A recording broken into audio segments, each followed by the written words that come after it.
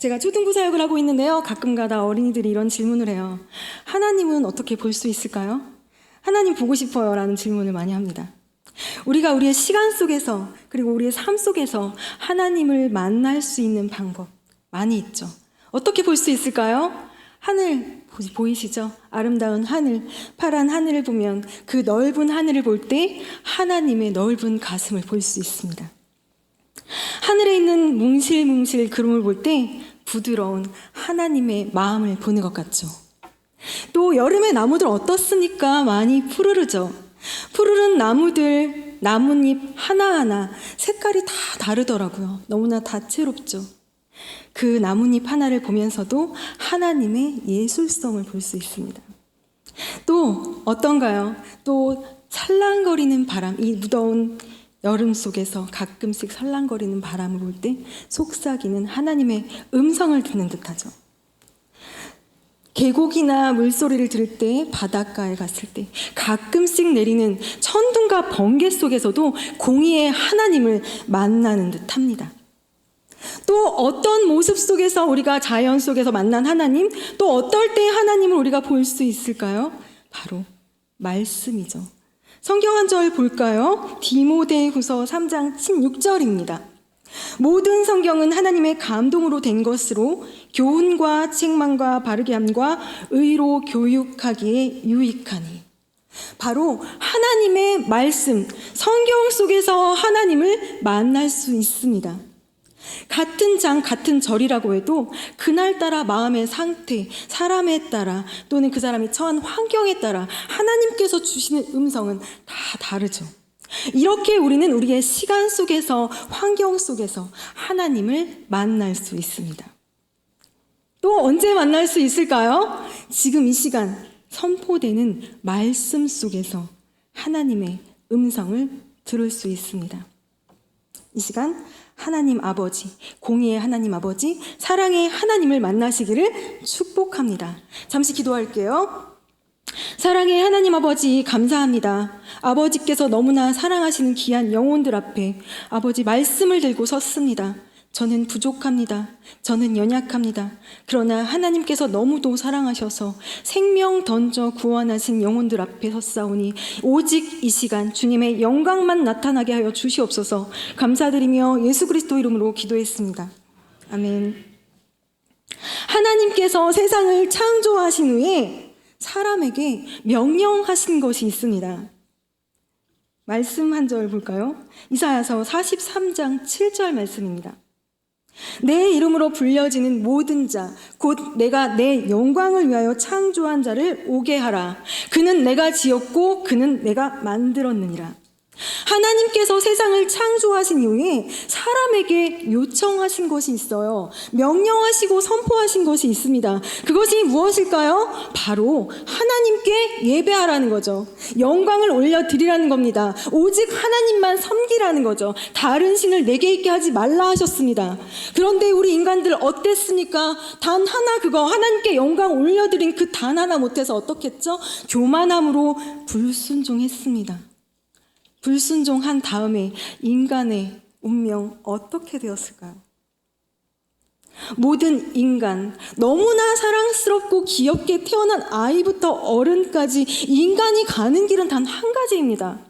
성공을 위해 가죠. 어떤 사람은 권력을 위해 나아갑니다. 어떤 사람은 자신의 비전을 향해 나아갑니다. 어떤 사람은 돈을 향해 나아가죠. 어떤 사람은 성공을 향해 나아갑니다. 성공을 한 자나 성공하지 못하고 실패한 자나 우리가 사람들이 가는 길은 단 한 곳밖에 없습니까? 어디입니까? 죄악 가운데 나아가는 사람들의 인생에 가는 곳 마지막 어디죠? 죽음입니다. 죽음이죠. 다 죽는 거예요. 잘 살면 100살, 지금 과학이 발달했죠. 150살까지 살 수 있을까요? 죽음 가운데 달려갑니다. 그런데 죽음 가운데 달려간 우리들 죽음에서 끝나나요? 아니죠. 영원한 형벌 가운데 하나님과 완전히 단절된 상태로 사망의 지옥으로 떨어지는 거죠. 그런데 하나님 어떤 분이신가요? 사랑의 하나님이십니다. 사랑의 하나님이 인간이 그렇게 죽음 가운데 나아가는 것, 사랑하는 인간을 그냥 두고 보셨을까요? 아니죠. 하나님이 하신 일이 있습니다. 무엇을 하셨을까요? 요한복음 3장 16절입니다. 하나님이 세상을 이처럼 사랑하사 독생자를 주셨으니 이는 그를 믿는 자마다 멸망치 않고 영생을 얻게 하려 하심이라. 누굽니까? 독생자죠. 독생자는 누구죠? 성경 한 절 더 보겠습니다. 요한복음 1장 9절에서 10절입니다. 참 빛, 세상에 와서 각 사람에게 비추는 빛이 있었나니 그가 세상에 계셨으며 세상은 그로 말미암아 지은 바 되었으니 세상이 그를 알지 못하였고. 누굽니까? 독생자 누구죠? 참 빛입니다. 세상을 창조하신 분, 창조주 하나님입니다. 하나님의 하나뿐인 아들, 바로 그분이시죠. 참 빛이신 예수 그리스도이십니다. 그분이 이 땅 가운데 오신 것이죠. 왜 오셨을까요? 사랑하니까. 우리를 사랑하기 때문에 지옥 가운데로 떨어지는 그것을 볼 수 없었던 거죠. 그래서 예수님께서, 하나님이신 예수님께서, 하나님의 하나뿐인 독생자 예수님께서 이 땅에 오신 것입니다. 그런데 참 빛이신 예수님께서 예수님을 구주라고 선포하고 예수님을 나의 구주라고 시인한 우리들에게 뭐라고 선포하시는 줄 아십니까? 성경 한 절 보겠습니다. 마태복음 5장 14절입니다. 너희는 세상의 빛이라. 산 위에 있는 동네가 숨겨지지 못할 것이요. 우리가 빛이랍니다. 우리가 빛이래요. 예수님이 빛이신데 우리가 빛이라고 선포하시는 거예요. 빛은 무엇이죠? 죄악을 드러나게 하는 겁니다. 어둠 가운데 완전히 빛으로 인도하는 것, 안전한 곳으로 인도할 수 있는 것, 그것이 바로 빛이죠. 그런데 이 빛의 의미에는 인도자, 그리고 어둠을 환하게 밝히는 영광스러운 빛, 그거 외에도 다른 의미가 있습니다. 어떤 의미가 있을까요? 성경 한 점 볼까요? 마태복음 5장 16절입니다. 빛의 의미, 과연 어떤 의미가 있을까요? 이같이 너희 빛이 사람 앞에 비치게 하여 그들로 너희 착한 행실을 보고 하늘에 계신 너희 아버지께 영광을 돌리게 하라. 영광을 돌리게 하라는 말이죠. 성경 한 번 더 볼까요? 이사야로 한번 가볼까요? 이사야 43장 7절입니다. 내 이름으로 불려지는 모든 자, 곧 내가 내 영광을 위하여 창조한 자를 오게 하라. 그를 내가 지었고 그를 내가 만들었느니라.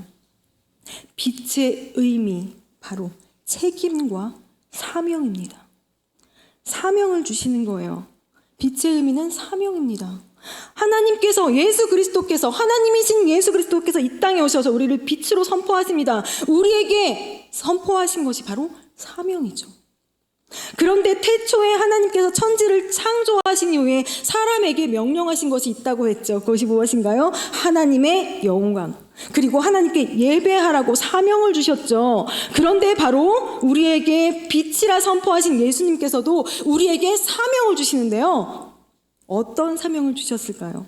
그런데 제가 오늘 설교하려는 것은요, 사명을 주시기 이전에 우리에게 주시는 위대한 선물이 있다는 것이죠. 그 선물이 무엇인지 제가 이 시간 알려드리려고 합니다. 첫 번째, 자녀의 권세입니다. 성경 한 절 볼까요? 요한복음 1장 12절입니다. 영접하는 자, 곧 그 이름을 믿는 자들에게는 하나님의 자녀가 되는 권세를 주셨으니, 사명을 주신 예수님께서 우리에게 자녀가 되는 권세를 주신 거예요. 자, 자녀가 되는 권세 어떤 것입니까? 태초에 천지를 창조하신 창조주 하나님이 나의 아버지가 되는 거예요. 그 아버지가 되시기 전에 우리는 어떤 자녀였죠? 죄와 사망의 자녀였습니다. 죄 가운데 지옥으로 갈 수밖에 없었던 마귀들, 사탄들의 자녀들이었던 거죠. 그 자녀들의 신분이 완전히 뒤바뀌는 것입니다. 어떻게 바뀌는 건가요? 창조주 하나님의 자녀로 완전히 바뀌는 거죠. 인생 역전입니다. 하나님께서 주신 것이 바로 그 자녀의 권세예요. 자, 그렇다면 두 번째 권세, 두 번째 선물 무엇일까요? 교회를 세우는 권세입니다. 말씀 한 절 볼게요. 마태복음 16장 18절입니다. 또 내가 네게 이르노니 너는 베드로라. 내가 이 반석 위에 내 교회를 세우리니. 무슨 말입니까? 반석 위에 내 교회를 세우리니. 우리에게 교회를 세울 수 있는 권세를 준다고 합니다. 교회 어떤 사람이 세우죠? 교회 아무나 못 세웁니다. 믿음이 있어야 세우는 거예요. 하나님이 선택한 자만 세우는 거예요. 믿음의 반석 위에 세우는 것이 바로 교회입니다. 무엇을 주시겠다는 거죠? 우리에게 믿음을 주시겠다는 거예요. 믿음, 하나님께서 주시는 그 믿음 선물입니다. 아무에게나 주시는 거 아니에요. 대박이죠. 우리에게 그 믿음, 교회를 세울 수 있는 믿음의 반석을 주신다는 거예요. 바로 우리가 교회를 세울 수 있는 권세를 얻었습니다. 첫 번째 뭐라 했죠? 자녀의 권세. 두 번째 뭐라 했죠? 믿음의 반석, 교회를 세울 수 있는 권세입니다. 세 번째 권세 주셨어요. 세 번째 권세는 음부의 권세를 이길 수 있는 권세입니다. 이거는 무슨 권세죠? 죄와 사망 가운데 생명으로 옮길 수 있는 권세입니다. 우리를 어떠한 악한 존재, 어떠한 사탄도 우리를 어찌할 수 없습니다. 왜? 우리는 하나님의 자녀이기 때문이죠. 어찌할 수 없어요. 우리는 죄와 사망 가운데서 생명 가운데로 이어진 것, 완전히 자리를 이동한 것입니다. 우리에게 음부의 권세를 이길 수 있는 권세를 주셨어요. 자, 다시 한번 물어볼까요? 첫 번째 어떤 권세죠? 자녀의 권세입니다. 인생 역전이다. 두 번째 어떤 권세입니까? 교회를 세울 수 있는 권세, 믿음을 선물해 주셨다는 거예요. 그 믿음이 있어야 우리는 예수 그리스도를 주로 신해야 우리는 어디 가죠? 하나님의 자녀가 되는 거죠. 세 번째 무엇입니까? 음부의 권세를 이길 수 있다는 겁니다. 생명 가운데로 죄와 사망에서 음부의 권세, 사망 권세 이기고 생명으로 나아가는 거죠. 자, 이제 마지막입니다. 마지막 우리에게 주신 위대한 선물, 그 권세는 무엇일까요? 이거 진짜 중요해요. 바로 하늘과 땅의 권세입니다. 마태복음 16장 19절 다 같이 한번 읽을까요? 시작.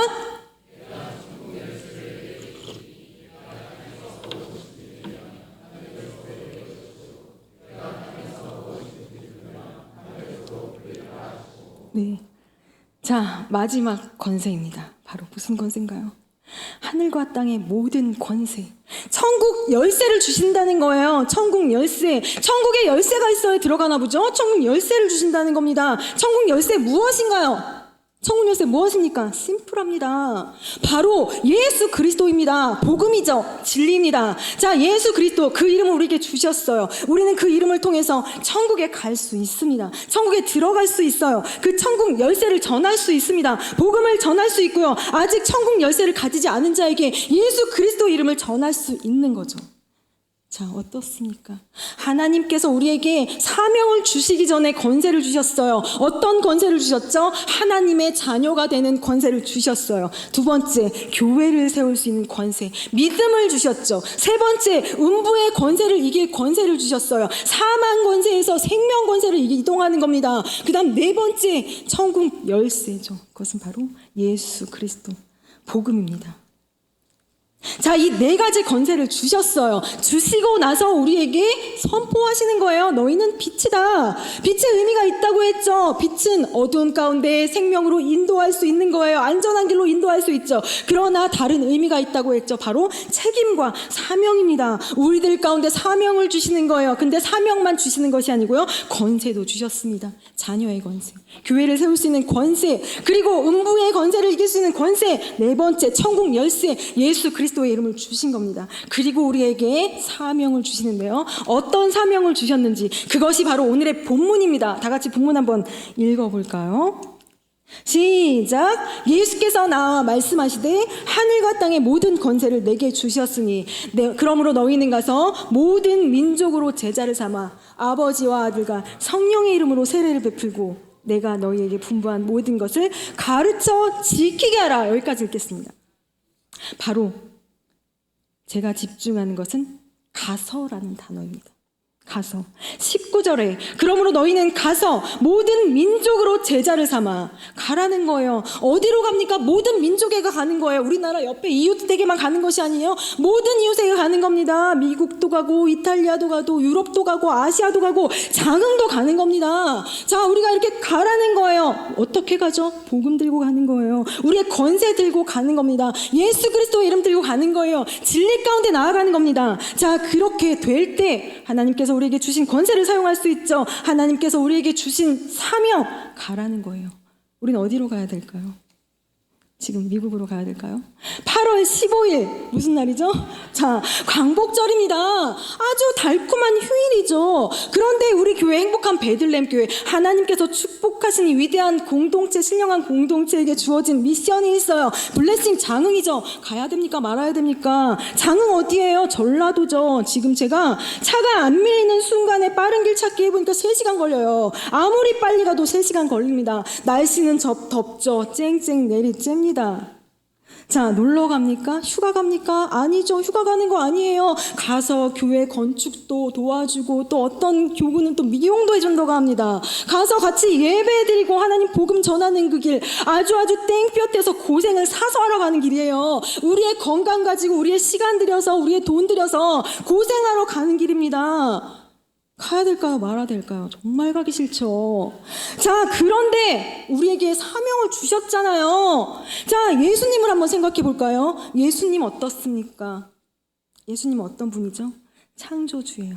하늘 보좌에 계신 분입니다. 하나님의 아들이세요. 그 아들이 이 땅 가운데 오셨어요. 왜 오셨죠? 놀러 오셨나요? 인간사 확인하러 오셨나요? 관광 오셨나요? 예수님 그냥 오신 거 아니에요. 예수님 십자가 지러 오셨습니다. 십자가 어떤 것이죠? 지난번에 강사 목사님 오셔서 말씀하셨어요. 십자가 어떤 것입니까? 이 양쪽 팔에 커다란 대못을 박는 것입니다. 사람들에게 침뱉음을 당하는 것입니다. 그리고 머리에 가시 면류관 쓰는 것이고요. 급기야는 참혹한 고통 가운데 서서히 죽어가는 그 처참한 자리, 그 자리로 하늘 보좌 버리고 낮은 자리, 아주 지저분하고 더러운 곳, 죽음 가운데 죽음을 알면서 오셨습니까? 알면서 오셨죠. 나오시는 거예요. 십자가지로 오시는 거예요. 왜 오셨습니까? 사랑하기 때문에 오시는 거죠. 사명 때문에 오시는 거예요. 아버지께서 이 생명 죽음 가운데 나아가는 거 그냥 볼 수 없기 때문에 사명 가운데 이 땅 가운데 오시는 겁니다. 그분이 바로 빛이신 예수님이에요.